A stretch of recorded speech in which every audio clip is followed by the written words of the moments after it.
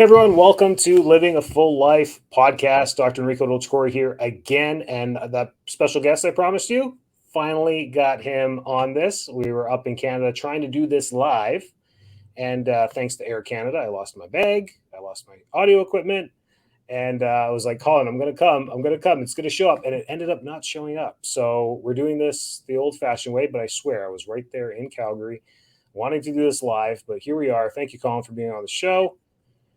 You're welcome. Thanks for having me. Yeah. So for all the peeps in Calgary, I know you're listening. You're not very vocal, but you do listen. I can see the downloads. Technology today shows you where in the world people are listening, and Calgary has been good to us. Colin is in your neighborhood. He's down in Bowness. He's in Northwest Calgary. This clinic is Vive Integrative Health, and it is a place to definitely look into to either stay well, prevent, or if you're in trouble, definitely talk to Colin. He's a wealth of knowledge. We're going to build off of my dad's story with colon cancer back in 2011, stage 3. He did everything he could through what Colin recommended. I mean, let's touch a little bit about that. IV therapy, reducing inflammation, and the things that we did, and I'll add the things that we did outside of your clinic to help with, fighting cancer. We're right in the thick of the war with that. I'm talking about using naturopathic medicine to prevent issues. But what do you think we did there that worked so well? Oh yeah, good question. I mean, I think you hit the point right on the mark. It really takes a broad approach to looking at whatever we're facing to have the best possible outcomes. And that includes cancer, of course. And just to quickly touch on that, the conventional approach is pretty limited in what they offer. We're all very familiar with that. But what really ought to happen for most of us to really optimize our outcomes is to really broaden that approach. And the benefit of that is to help to, first and foremost, improve the efficiency or the effectiveness of the cancer therapies that are being offered conventionally.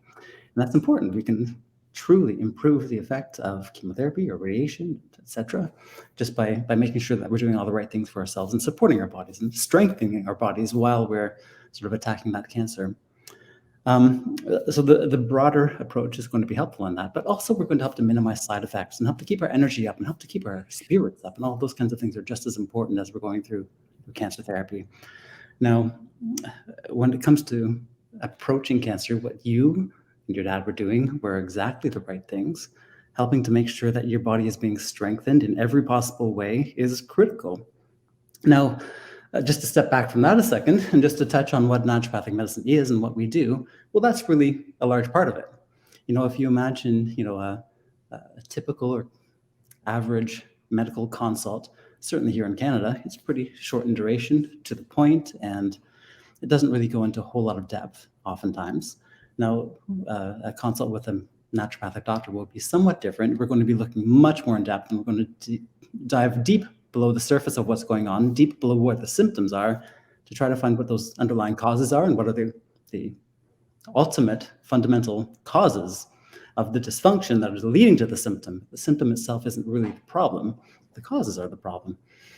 And so if we're able to tackle those, if we're able to relieve or resolve the causes, well, then the symptoms disappear, but we also leave that person in much better physiological state, and therefore more energy, feeling better, living better. And one can certainly hope that they're going to, continue down their path of life better as a result of that. Does that make sense? It does. Wonderful. I love how you brought in, medicine and the shortened times that we have. I mean, even across the world, I've had family in Europe. I've been here in the States. The time we spend with our medical doctors is very short, and it's because they're under pressure. It's just the way it is. They're seeing, 100 patients a day. It's just the systems that we've created because of insurance and universal healthcare, whatever it may be, whatever country you're in. The same strangleholds happen, and it's trickle down effect to the doctors. They're burnt out. They really are. And Christine's gotten into functional medicine, and the same thing. She's exhausted at the end of the day, as I'm sure you are, because the amount of energy you put into the patient to truly understand their health history, which is the most important piece of the examination process, it takes a toll, and you cannot see 100 patients in a day. I mean, you yourself cannot do that, and Colin doesn't do that, and neither can Christine, because you need to take time with your patients, and that's the difference, and that's why things are missed, and that's why things can be caught early and diagnosed properly. A proper diagnosis goes a long way. I'm glad you brought that up. But continue on naturopathic medicine. Just educate us on, what it is, and you can seek this out. And a lot of naturopathic doctors can do virtual. Yes, yes. Virtual. You can do that way as well. Right. And I think one of the ways that I describe naturopathic medicine, to start with, is just imagine a big long spectrum, that stretches the length of your arm. And this is the spectrum of what all medicine is. Now, what is typically offered to us by, these very knowledgeable, very bright medical doctors, or doctors of osteopathic medicine as well in the States, is just a small segment, a small fraction of that larger spectrum. And there can be good things in there sometimes, particularly if we're, having some sort of acute episode, we've broken a bone, we're having a heart attack, whatever the case might be. We certainly want to utilize what conventional medicine has. But sometimes the things we truly need to help to get our body in a better state are found outside of that little zone. And despite the research, despite the knowledge, despite the clinical outcomes that have been, recognized in clinics all over the world, it takes a very long time for that knowledge to be integrated into that small little box that is typically offered to us. And so imagine having all of this knowledge, all of this experience, and it's not being offered to us. So this is where we start to turn to naturopathic doctors and others who have a broader scope of practice and a broader breadth of knowledge to help to bring those things to us, because oftentimes we'll find some complementary strategies that can be run in parallel, or perhaps alternative strategies that are going to look deeper into the issue than the conventional strategy will. Right. Yeah, absolutely. The time that's there. Now, are you focused on oncology? Is that a niche of your practice? It is a niche of my practice. It's part of my practice only, though. I find it actually, it's useful to have quite a breadth of practice, and I see a lot of complex chronic illness, cancer being part of that. But I find it's useful to have the recognition of some of these elements of health and well-being and human physiology outside of cancer, to be able to put context into what's going on with the cancer, particularly in the realms of understanding what are the causes. How did this person develop cancer? What are those initial inflammatory triggers, or what are the things that put their body in a state that was, so to speak, hospitable to cancer developing? Yeah, and when I speak to now Colin's and I'm not tuning him just because he's on my show, one of the most intellectual doctors I have met. He's just a very smart person, and you're able to communicate that to the patient. There's two things. I've met very smart people with improper bedside manner because they're just too high level, and we know those people. You are just right there where you can also convert it, which is super great because your patients come out more knowledgeable. But I am the opposite. I think I'm smart, but my patients like me because I make it too simple for them. I make it very simple. So we'll talk about cartoons and analogies and all that stuff about health, but the patient walks away with it.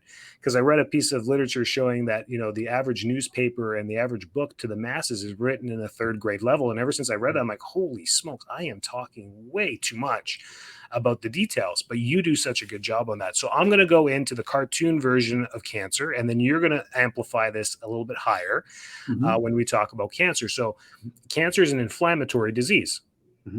Yes or no? Okay. Yes, it is. So inflammation in the body is created because of many different stressors, physical, chemical, and emotional. But typically the chemical component of the foods that we eat can create inflammation, and it's the most common cause of inflammation. But improper use of the body can do that too. Number two is so we need to understand what cancer is. What is cancer? Are these injected cells into the body? Are they foreign objects that go into the body? Or what is cancer? Explain your definition of cancer. What are they? Right. Okay. Let's just, I'll get into that in a second. Oh, good. What is cancer? That's a big question to answer. Huge, right? Before that, speaking of inflammation, and yes, cancer is ultimately an inflammatory disease, and the greater our level of inflammation in the body, the greater our propensity to develop cancer. But the reason for that is, rather interesting. And this is very much in line with, what's being learned with human physiology and how the body ages over the last 20 years or so. There's groups of researchers around the world who are understanding better what the mitochondria is doing and how our metabolism, our energy production, and something called NAD levels are fluctuating as we age. The mitochondria are responsible for helping to make sure that the cell stays healthy. A cell that's staying healthy has healthy mitochondria, it has healthy metabolism, which is to say it's producing energy very, very well. And if that's the case, the cell's good and it's unlikely to develop cancer. But what are the things that can impair the metabolism and the mitochondria? Inflammation is a big part of that. So inflammation, if it's increased in the body as a whole, it's going to affect the body in a multitude of different ways. But we want to recognize that the mitochondria are severely affected by that, which leads to a susceptibility to all kinds of illness, cancer being one of those. So inflammation leads to mitochondrial illness or sometimes failure, but there are other things that can lead to mitochondrial failure as well. And this is why cancer is such an interesting condition, because, viruses can cause cancer. Bacteria can cause cancer. There are chemicals, toxins, carcinogens that can cause cancer. Radiation can cause cancer. What is it about all of these different things that can trigger a cell to become cancerous? Well, ultimately, it seems there's a variety of different things here at play also, but the mitochondria are affected by all of those. And if the mitochondria are failing, then that cell is unable to protect itself from becoming cancerous. So this is something we want to be mindful of with respect to cancer as a whole. So into your next question, which was more about, well, what is cancer? Cancer there's a variety of different traits of cancer. We won't go into them all, but one of the primary ones, as we all recognize, is that cancer cells are cells that have lost their ability to control their growth. And they grow and grow, and they divide and divide, and they do this sort of without anything able to stop them. And this is what cancer ultimately is, and one of the things we want to help to, the process that we want to stem and discourage. When we're treating cancer, we obviously want to be mindful of all of the contributors that would have come together to allow that cancer to develop in the first place. And those include inflammation, but we also want to be mindful of what is allowing that cancer to continue to thrive. And so this is very often where, the food and the nutrition and the environment of our body that you were alluding to earlier really comes into play, because it's the food that can make a big difference in how our genes are being transcribed and, telling our body what to do. It's the sugar that can help to, create growth in the cancer cell or deter growth. Various different diets and various different foods have supportive outcomes for the cancer patient. In a nutshell sort of version, I'll sort of leave it at that, Enrico. But is there anything else you wanted me to sort of elaborate on within that? No, I knew you'd take it one step above, and you brought in mitochondria and all that stuff. But it's great, and we wrapped up perfectly, because at the end of this, it's the environment that these atypical, I teach as atypical cells in the body. We have all of our cells are typical. They're typically programmed. They're typically DNA structured. They're typically running the systems that they're supposed to run. And even though we have some atypical cells in our body, it doesn't mean they're going to adapt into a tumor or cancer in itself.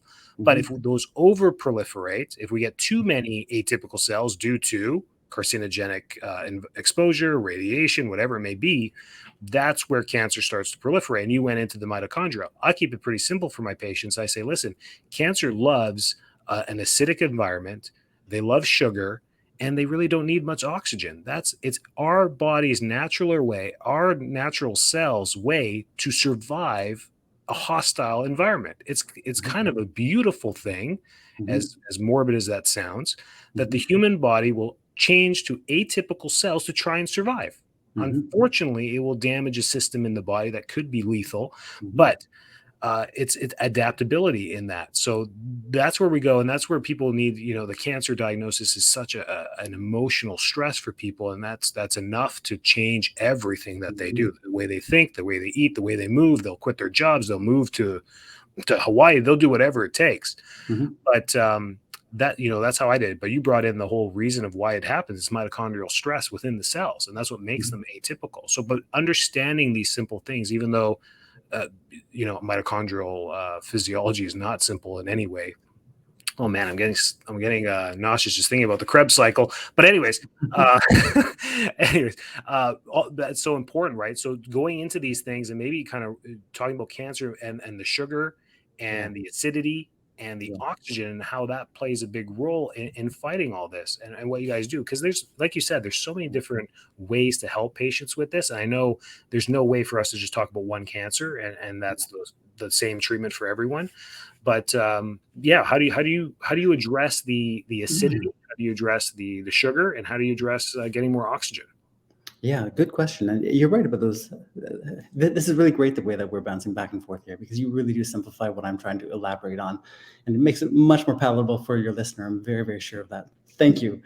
But going back to the atypical cells, yes, we want to control, what they're doing. And the sugar is probably the biggest part of that. Um, some of you who might have lived through this or looked through this before recognize already that cancer cells do thrive on sugar. And so, it's been said before that, you give a cancer cell lots of sugar, it's going to grow, grow, grow. If you limit the sugar that's available to that cancer cell, it's not going to grow nearly as quickly. So that's step number one in helping to start to manage things, really to limit the sugar that's available. It's like anybody at a buffet, the more food you have there, the more you're going to gorge on. And the cancer cell is not a whole lot different, really.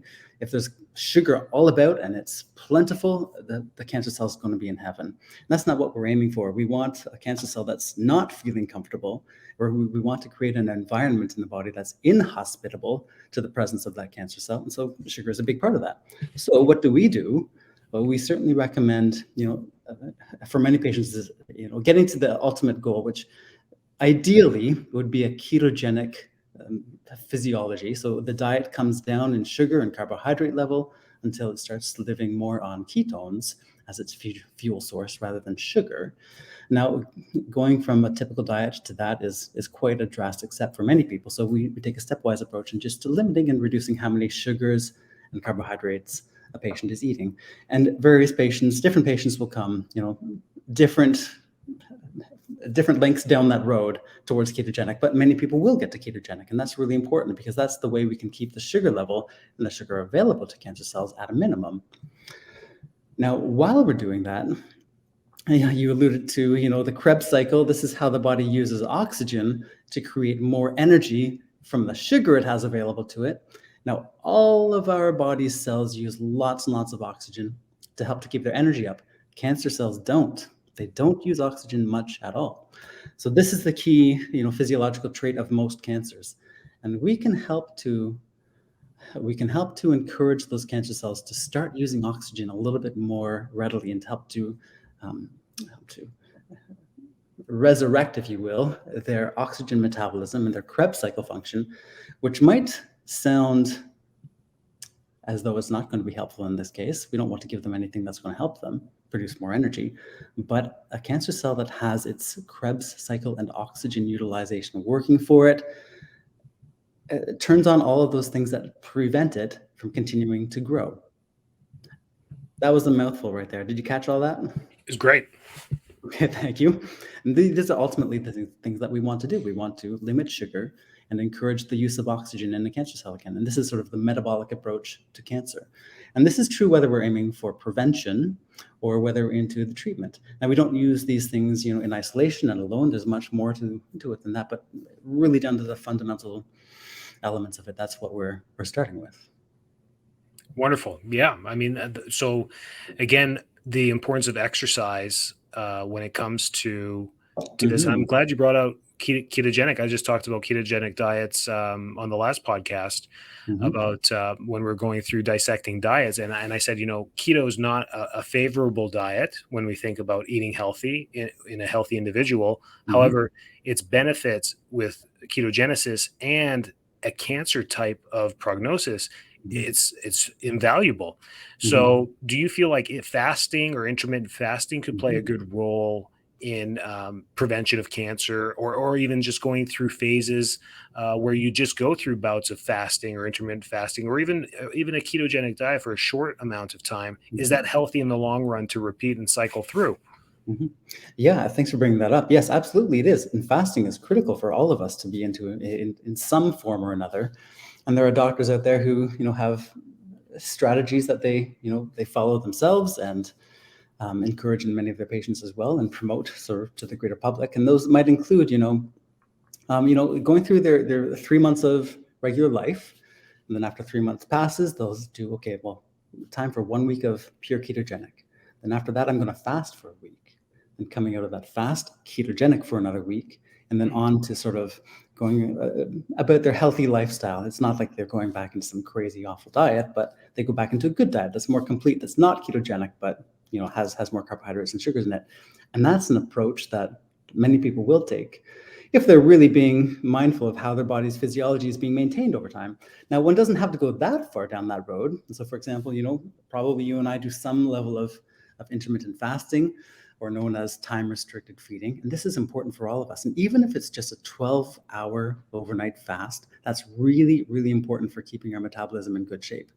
Many people do substantially more than that. And the longer hours, the better for the body's physiology and metabolism. And as we were speaking to earlier, the better one's metabolism is, the more likely they're going to be able to defend and be resilient against cancer developing. So for sure, intermittent fasting and fasting in support of metabolism has a role in prevention of cancer. Yeah, you nailed it. That's why we intermittent fast and give our bodies a chance to improve their metabolism. So in healthy individuals, we do a weight loss program here as well, and it encompasses intermittent fasting and the whole food diet. We're not quite getting them into ketogenesis, but we're giving them exactly what they need in long hours. We recommend 16 hours of fasting daily for 40 days, and the results are amazing. People who have weight to lose more than 30 pounds. It's pretty amazing. But we're talking about longevity here. We're talking about how my dad's made it the last 12 years, cancer free. And these are it. So this is wonderful. I mean, I truly think naturopathic doctors, functional medicine doctors you have to have one in your Rolodex. That's how old I am. Rolodex in your cell phone that you can lean on. And the nice thing about it, some of them are concierge, some of them are private practice like yourself. You will pick up the phone at any time and help a new patient. You still accept new patients, and most do. So finding one that you trust, and that's why I brought Colin onto the show. This may have hit home for somebody. You can call him. And he's got his network that he graduated with, and all the naturopaths across the country as well that he can put you in with. Having a functional medicine doctor in your corner that is as knowledgeable as Colin is invaluable, because then you have somebody to lean on when the medical system fails you, which will happen almost all the time because they're under a crunch. And I divide, what we do, Colin, as vitalistic versus pathogenic. Two very different things. When medicine's waiting for pathology, that's right. We're not. We're trying to prevent the pathology. We're trying to prevent that diagnosis. They really cannot do anything for you until your A1C has been above a certain level for more than 90 days. Then they know what to do. Or you've had a heart attack. Then they know what to do. But we're trying to make sure your A1C never gets that high and that you never have a heart attack. You know what I'm saying? So that's where this stuff all comes from. This is wonderful. I'm going to put all your contact information here on the podcast. Again, Vive Integrative Health, Dr. Colin Race. His wife's a beautiful person too that works with him. Good tag team there. Calgary. But again, with these days and age, you can call us from anywhere. We're more than happy to help you and connect you with our networks to stay healthy. Anything else that we missed there? I think that was a great episode. You know what? Can I share a little analogy with you just quickly? Yeah. This is how I frame the approach to medicine that we ought to be taking. And I'll often say to patients that, that the first thing we ought to be doing when something comes up in our health is we ought to be seeing a naturopathic doctor.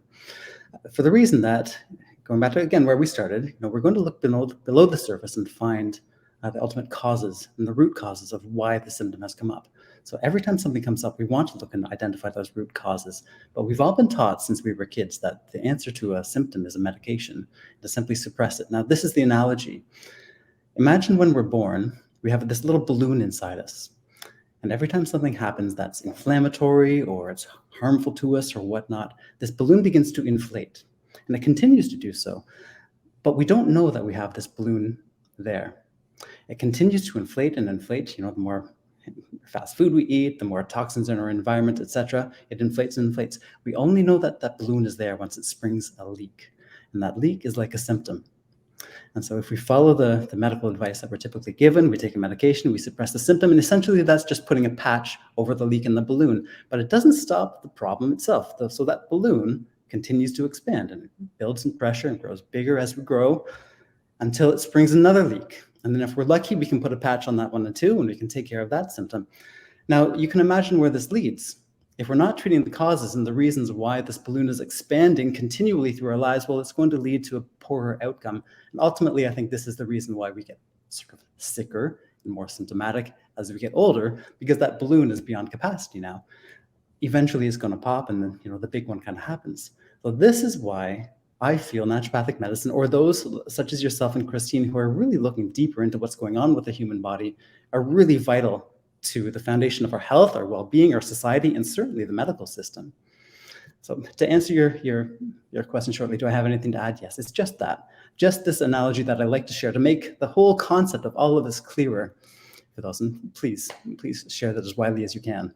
Yeah, we will. Absolutely. And thank you for doing an analogy. That's what I'm known as, the analogy guy. That's great. It's the best way. I think it's the best. And I love that. The balloon, I'm going to now use that. I use a lot of things. I remember you once told me about, a breakfast sandwich from, in Canada, it's Tim Hortons. Here it's Dunkin' Donuts, whatever.